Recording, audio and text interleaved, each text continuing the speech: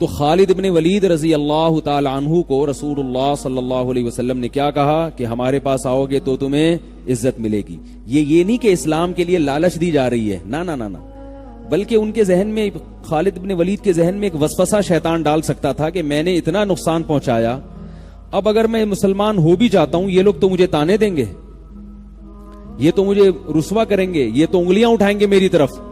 اور خالد ابن ولید نے ساری زندگی عزت دیکھی ہے، اپنی قوم میں سردار تھے نا، کبھی ذلت نہیں دیکھی. تو لوگ انگلیاں اٹھائیں گے، لوگ کیا کہیں گے، ذلیل نہ کر دیں. تو اس کا جواب دیا جا رہا ہے کہ ایسا نہیں ہوگا جیسا تم سمجھ رہے ہو، عزت ملے گی، عزت. فوراً اسلام قبول کیا. جو گھٹیا لوگ ہوتے ہیں نا ان کو سیدھے راستے پہ لانے کے لیے چپیٹ لگانے پڑتے ہیں، ٹھیک ہے نا، ٹھڈے مارنے پڑتے ہیں، اور تمیز انسان بن جا. اور جو عزت دار ہوتا ہے اس کو تھوڑا سا غیرت کا تانا دینا پڑتا ہے، یار تم جیسے شریف آدمی، تم تو اتنے سمجھدار ہو یار، کیسے یہ کام کر رہے ہو. ایک نوجوان نے مجھے اپنا واقعہ بتایا. وہ کہتا ہے کہ میں نے بچپن میں کسی کی بچی کو چھیڑ دیا، کسی لڑکی کو چھیڑ دیا جا کے. کہہ رہا میں کالج کا دور تھا، عمر بھی میری ایسی تھی تو میں نے چھیڑ دیا جا کے. کہہ رہا وہ میرے گلے پڑ گئی. اس نے جا کے اپنی امی کو بتایا، اور اس کی امی نے آ کے میری امی کو بتایا کہ آپ کا بیٹا اتنا گھٹیا ہے. اس زمانے میں یہ بہت برا سمجھا جاتا تھا، پرانے زمانے کی بات ہے، بچپن کا وہ واقعہ بتا رہے تھے. کہہ رہے ہیں وہ میری والدہ کو آ کے بتایا کہ آپ کے بیٹے نے اتنی گندی حرکت کی ہے کہ میری بیٹی کو چھیڑا ہے. تو کہہ رہے میں کھڑا ہوا ہوں اور میں شرم بھی آ رہی ہے، میری اماں کو شکایت لگا دی.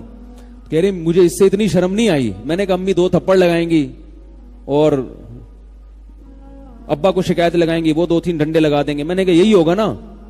کہہ رہے لیکن ہوا کیا، میری والدہ نے کہا کہ کچھ بھی ہو میرا بیٹا سب کچھ کر سکتا ہے، میرا بیٹا کسی کی بچی کو اس طرح سے چھیڑ نہیں سکتا، اس کی اپنی بہنیں بھی ہیں، اتنا گھٹیا سوچ کا حامل نہیں ہے میرا بیٹا. اب وہ لڑکا کہہ رہا ہے یار میں شرم سے زمین میں گڑ گیا کہ میری ماں کے میرے بارے میں کیا جذبات ہیں اور میں کتنوں کو چھیڑ کے بیٹھا ہوں. کہہ رہے میں کتنوں کو چھیڑ کے بیٹھا ہوا ہوں اور میری ماں کے میرے بارے میں یہ جذبات ہے. کہہ رہے بار بار میری ماں کہہ رہی ہیں اس خاتون کا نام لے کے، وہ جو بھی بہن ہوں گی پڑوسی ہوں گی، کیونکہ پڑوسیوں کو ہی چھیڑا جاتا ہے نا، مجھے نہیں پتا کہ پڑوسی ہوں گی وہ. تو وہ کہہ رہی ہیں اپنی اس پڑوسن کا نام لے کے کہ بہن تم جو کچھ بھی کہہ دو، میرے بچے پہ الزام لگا لو، اس نے فلاں کو مار دیا، اس نے فلاں سے اسکول سے چھٹی کر لی، یا یوں کر لیا، یہ کر لیا، لیکن میرا بیٹا کسی کی بیٹی کو، بہو بیٹی کو چھیڑ نہیں سکتا، کیونکہ ہم عزت دار گھرانے کے لوگ ہیں اور عزت دار گھرانے والے ایسے کام نہیں کرتے. اب وہ کہہ رہا ہے یار ہمیں تو، مجھے اب پتا چلا ہم اتنے عزت دار گھرانے کے لوگ ہیں، مجھے تو پتہ ہی نہیں تھا. کہہ رہا ہے میں اس جملے سے نا والدہ کے شرم سے زمین میں گڑا جا رہا ہوں اور دل میں توبہ کر رہا ہوں، اے اللہ آئندہ یہ میری والدہ کو ایسی کمپلین بولو بھائی نہیں ہوگی، بس اس دفعہ چھپا لے، میرے جرم کو چھپا لے، پردہ ڈال دے، آئندہ نہیں ہوگا، آئندہ میں ایسا نہیں کروں گا کہ میری ماں جو میرے بارے میں یہ جذبات. تو دیکھو اس لڑکے میں تھوڑا سا وہ عزت کا تھا نا.